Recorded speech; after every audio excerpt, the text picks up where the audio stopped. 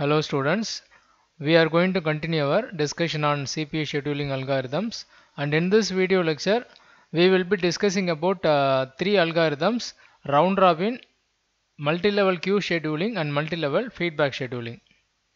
First we will discuss about round robin scheduling.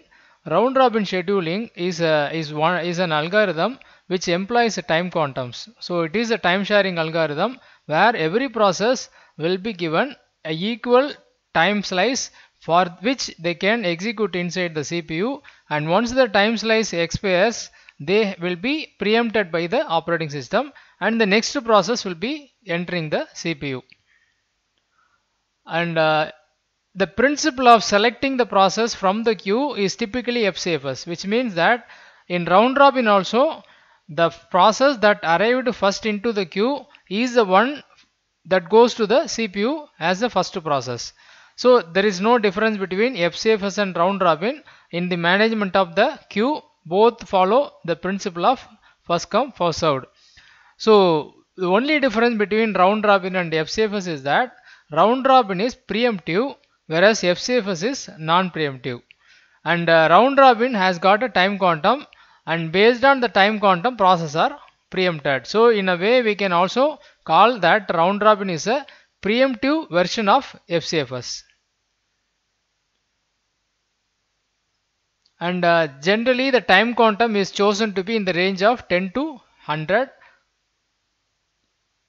The circular queue, the ready queue that is employed in the round robin is actually treated like a circular queue, and that is because every process that gets into the CPU may not be completing in a single cycle of execution because there is a fixed time quantum.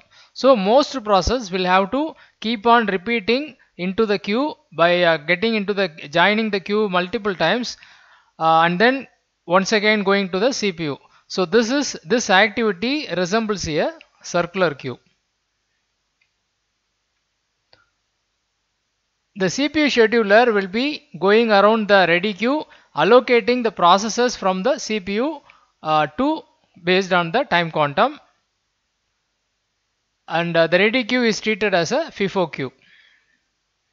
New processor, as usual, as per the FIFO queue methodology, new processes are all added at the tail or rear of the ready queue.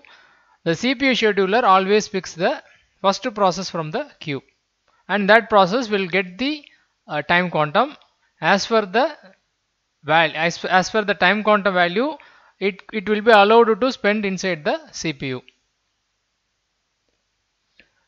And when a new process is selected for execution, it has its own burst time requirement, and the operating system maintains a time quantum. So based on which we have three possibilities. One is the burst time is less than the time quantum, which means that the actual requirement of the process is lower than the time quantum. And remember that this situation may either arise initially when the process is trying to execute for the first time. The burst time may be less than the time quantum, and that is a rare possibility because the time quantum is generally a very small value, and so the process will not be initially lower than the time quantum, but after it gets executed for one or few turns of execution, its burst time gets reduced, and finally when it has to be executed for the last time, its burst time may be less than the time quantum. For example, a particular process has got the burst time as 5 and the time quantum value is 2, which means that during the last turn it will be requiring only one time unit, but the time quantum is more than that, it's 2. So in that case what will happen is that the process will only occupy the CPU for its actual requirement, and the extra time that is part of the time quantum will simply be ignored. Nothing will happen to the additional time quantum, and you should not also assume that time quantum, that additional time quantum will be given in addition to, as addition to the next process. Nothing will happen like that. The meaning of time quantum is that it is the maximum time duration a process can spend inside the CPU. So it's not a fixed value. A process may or may not utilize its the full time quantum, and if it does not utilize, the time quantum is not going to be carry forwarded to another process.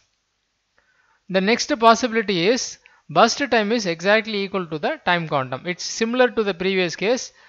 Here also the process will use the CPU and get completed at the end of the time quantum. And the third case is the one that is more likely to happen for most of the processes, where the burst time is much larger than the time quantum. So in that case, it will be allowed to run only for the time quantum duration, irrespective of its actual requirement. It will be allowed to execute only for the given time quantum, and at the end of it, it will be preempted and it will also go and join the ready queue. So these are the three possibilities we may come across. And the average waiting time under the round robin policy is often long. It's a drawback of round robin policy that the average waiting time will be high. That is because we don't allow a process to complete in a single cycle. Most processes have to repeat and execute multiple times. Only then they can be completed. As a result, the waiting time of most of the processes will be very high. Where the round robin is going to be doing a good job is improving the response time. So the response time is the one that benefits from round robin, especially when the time quantum value is very small. We saw in the previous discussion on FCFS that FCFS makes the short process to suffer when they happen to wait behind long process. But that problem is going to be eradicated when you follow round robin, because whatever be the original demand of the process and the size of the process, every process is going to receive the same time quantum. Uniform time quantum is going to be provided, and so short process suffering in FCFS will not be happening in round robin. We are going to take an example to understand the implementation of the round robin. So here what happens is that processor P1 to P5 are all arriving at the same time at time 0, and their burst times differ 10, 3, 3, 1, 5. So what we need to calculate is the finish time. The finish time has to be calculated and filled there, and we should also assume that the time quantum is 2, given as 2. See, for the calculation of result for the round robin, it's very important that you are also informed about the time quantum value. Without the time quantum value, it's not possible to calculate the result. But in cases where there is no time quantum provided, you can assume 2 as the default value. So we are now going to proceed with the implementation. So the first process that begins to execute is P1. Remember, round robin is a type of FCFS only, so the arrival time is matters here. And in this particular example, though it is said that all the processes have arrived at the same time, somehow they have been queued in a particular order. So when the arrival time is not explicitly different, we still can just make use of the order in the queue. So accordingly, we pick P1 as the first process, and it gets executed exactly for 2 units of time. That results in its burst time getting reduced from 10 to 8. So it still demands 8 units of time for its completion, and it's preempted. After the preemption of P1, P2 gets into the CPU. Again, it is executed for 2 units of time, and it comes out when it still requires 1 unit of execution. So in this way, processes take turns into the CPU, and when P4 joins the processor, its demand is just 1 burst time. Original demand itself is only 1 burst time. So it gets completed in the first turn itself. And you can also notice that though the P4 process has utilized only 1 unit of time, we have not given any additional time quantum to the next process. That is how we have to maintain this. So as we continue this, we will see that processes getting completed after multiple turns of execution depending upon their size. So finally we get the last process completed at 22 unit of time. So this is the result of round robin for the time quantum of 2, when based on which we can calculate all other values like the waiting time, turnaround time, response time. Everything can be computed based on this. And there is one more example which is based on the time quantum value of 4. So we have got this example P1, P2, P3, and the burst times are 24, 3, 3. The time quantum is given as 4. So what happens is P1 is executed from 0 to 4 and P2 is executed from 4 to 7, P3 7 to 10, and once again P1 will be executing for another turn. So in this way we can complete all the process at 30.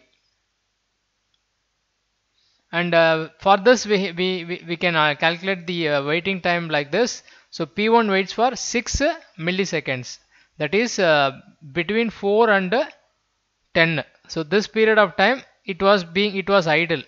It was neither in the it was not in the CPU, and it was just in the queue, and that period is calculated as a waiting time. So its waiting time is 10 minus 4.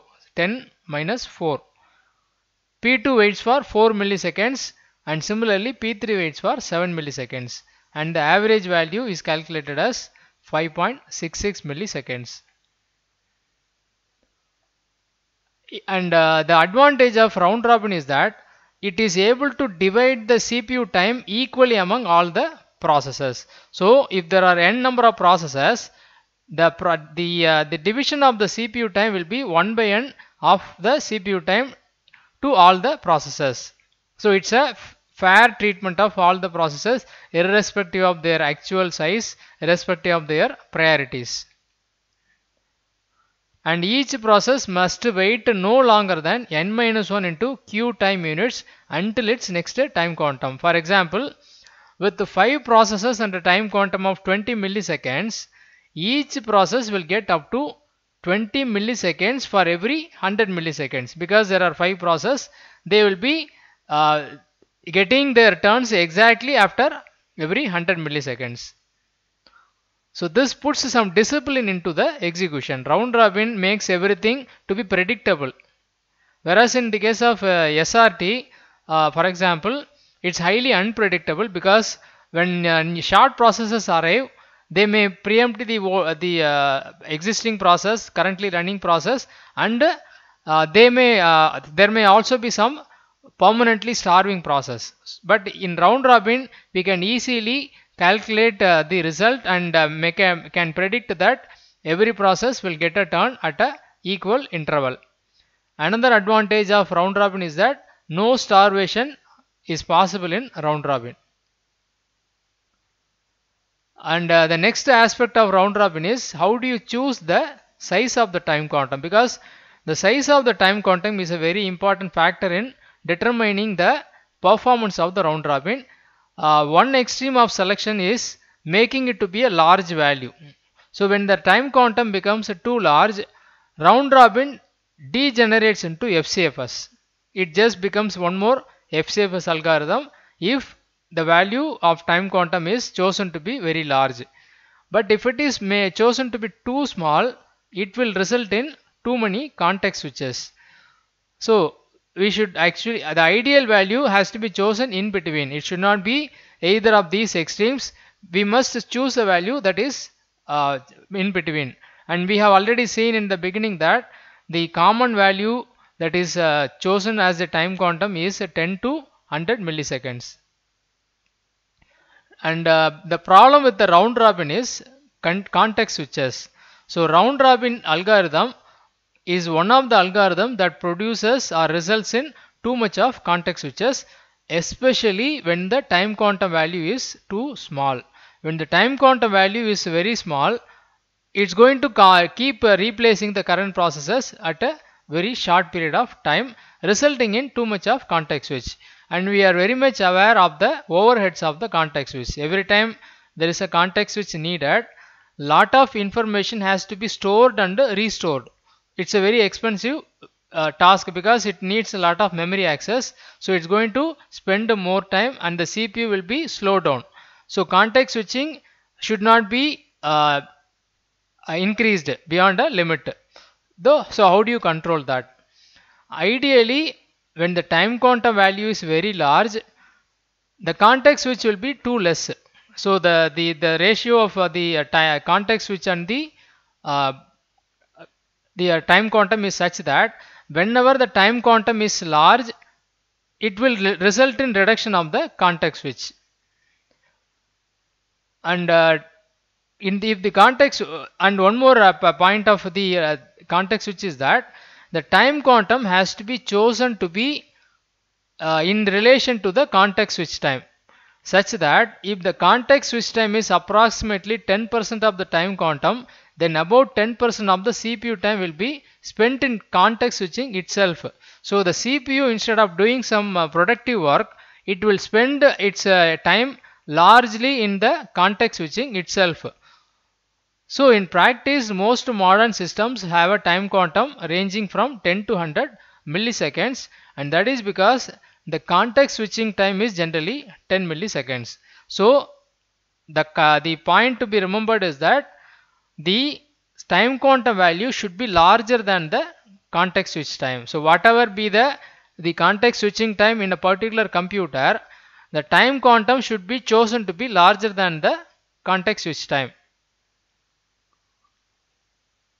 And turnaround time also depends on the size of the time quantum, because when the time quantum value is very small, though it is going to increase the response time or improve the response time, it's going to make the turnaround time to be very poor, because turnaround time is about completion of the processes. So when the time quantum is very small, most processes will have to keep on repeating, multiple turns will be needed to complete them, so the turnaround time will be very high, which is not preferable.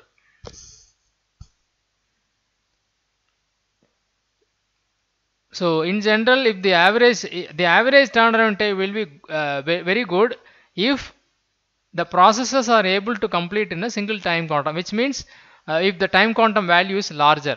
So if the time quantum value is larger, then the turnaround time will be improved.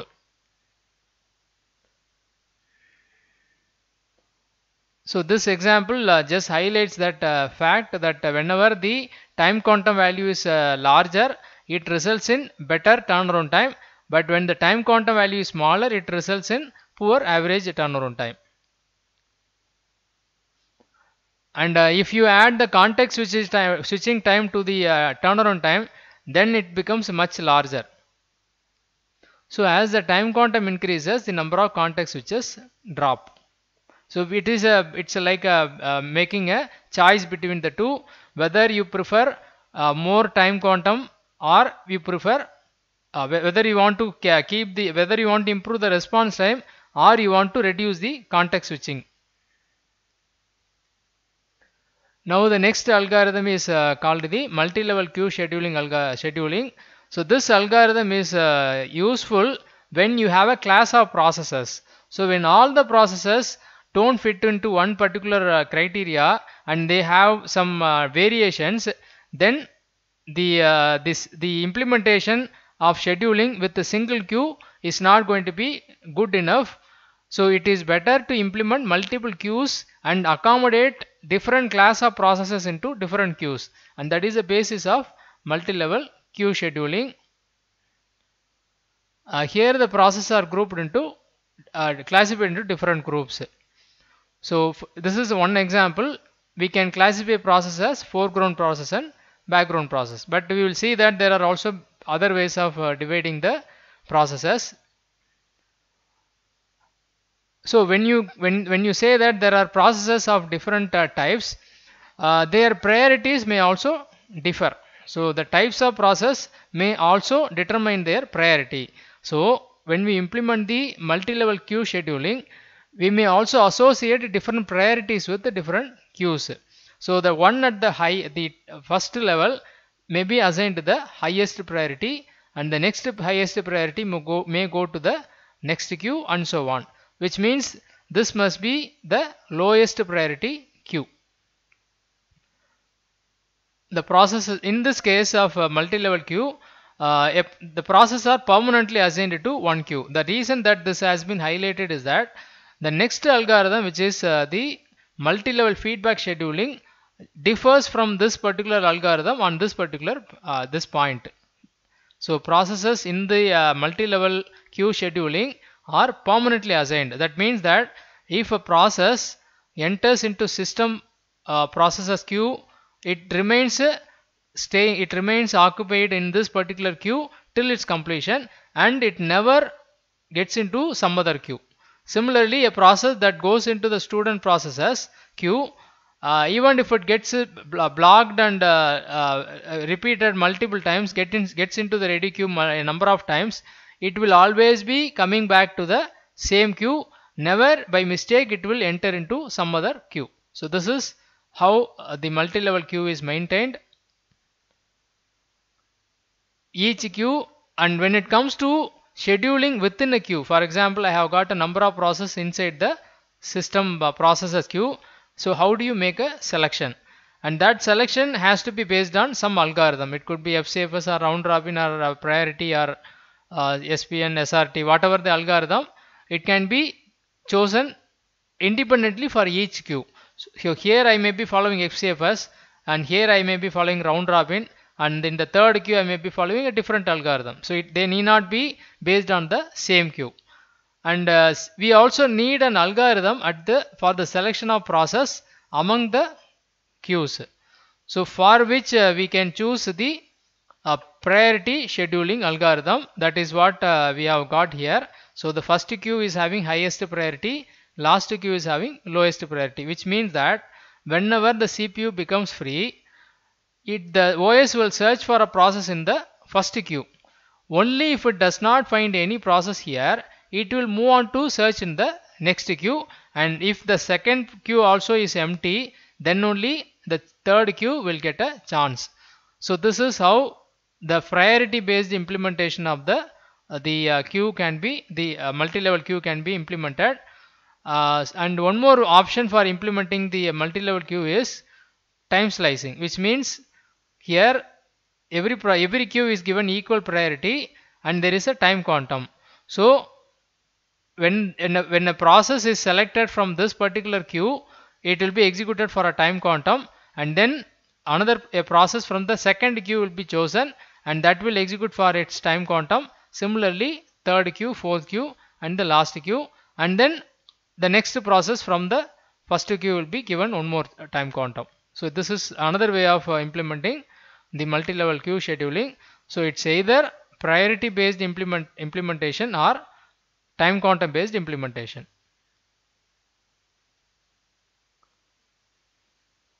And these are the list of category of processes we witnessed in the previous slide. And the next algorithm is the multi-level feedback scheduling queue algorithm. So before going into the actual points given here, the basis of multi-level feedback scheduling is that we saw an algorithm called shortest remaining time as well as shortest job first algorithm.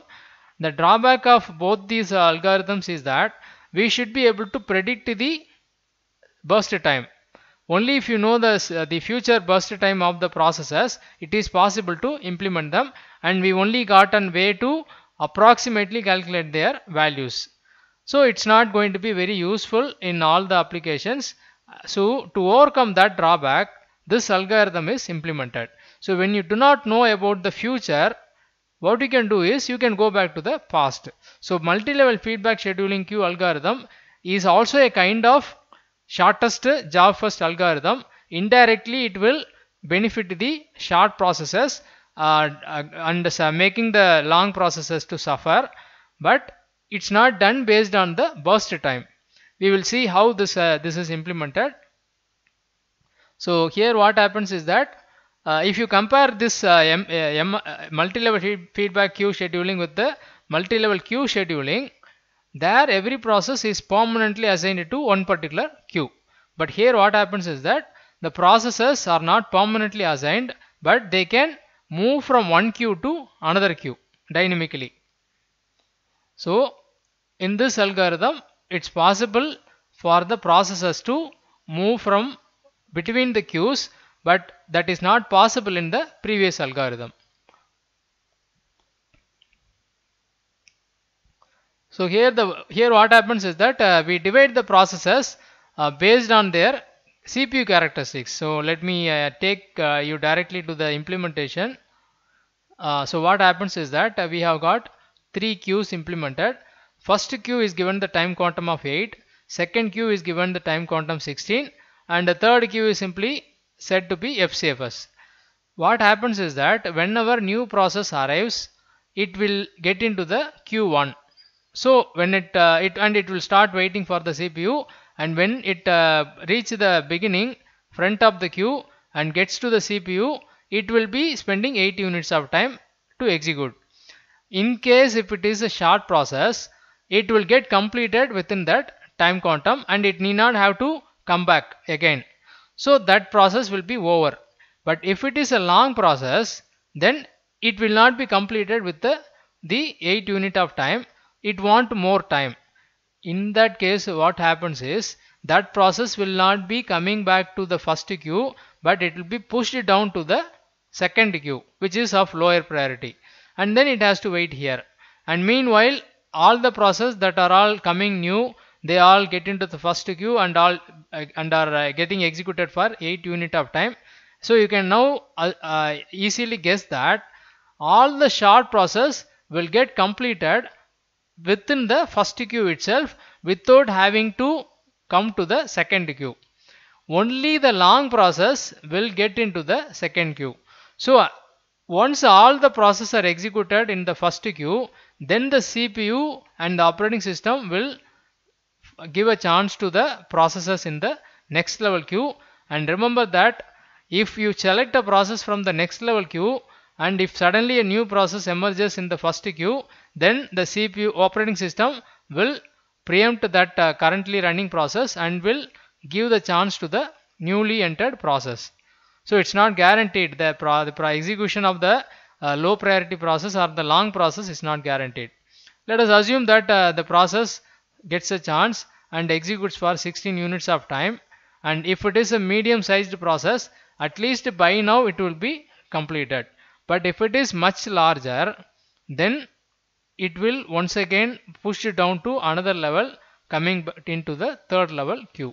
So this is the lowest priority queue. Only if both these queues are empty, then only a process will be executed from this particular queue. So it is an indirect way of enforcing shortest job first, and for this you don't require the future requirement of the CPU burst times. You just implement it based on their execution time. This is the last algorithm which we have in the list of CPU scheduling algorithms. So the characteristics of the feedback scheduling algorithm is based on these points: how many queues are maintained, and the scheduling algorithm used for each queue, and the method used to determine when to upgrade a process to a higher priority queue, the method used to determine when to demote a process to a lower priority queue. All these decisions influence the way in which the algorithm is implemented, and it's all flexible. People can choose their own method idea while implementing this algorithm. And this is one of the most widely used algorithms. So now that we have completed all the CPU scheduling algorithm, the question is that which one is widely practiced in the actual operating systems? Definitely it is not SJF or SRT, and FCFS is sometimes followed when the requirement is very simple, and the FCFS is good enough. And most of the operating systems go for the implementation of this multi-level feedback scheduling, since it is having a good performance and also having less requirement. It doesn't require the knowledge of the service time to implement, and so this is preferred.